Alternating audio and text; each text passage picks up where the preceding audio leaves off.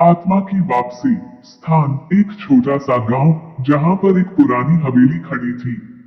रितेश और उसकी पत्नी प्रिया अपने नए घर की तलाश में गांव से बाहर जा रहे थे।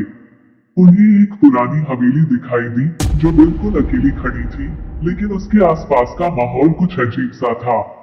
हवेली की दीवारें ऊंची और पुराने ताम्र शिल्प से बनी हुई थी, लेकिन खिड़कियां और दरवाजे बंद थे, जैसे कुछ छिपा हो अंदर।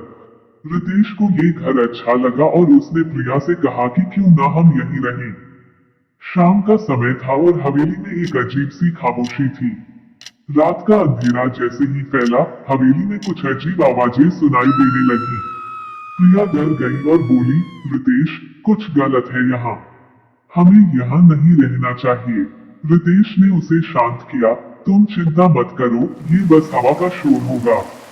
लेकिन रात के समय दोनों ने महसूस किया कि घर में कोई और था।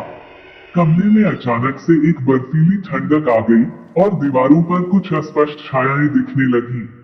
जैसे ही रितेश कमरे से बाहर गया, प्रिया ने देखा कि एक महिला का भूत उसकी खिड़की पर खड़ा था।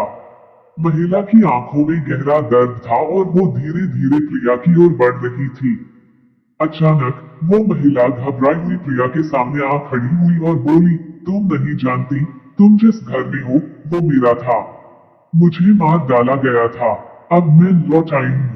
प्रिया डर के मारे चिल्लाई और रितेश दौड़ता हुआ अंदर आया। लेकिन जब उसने देखा तो वो महिला गायब हो चुकी थी।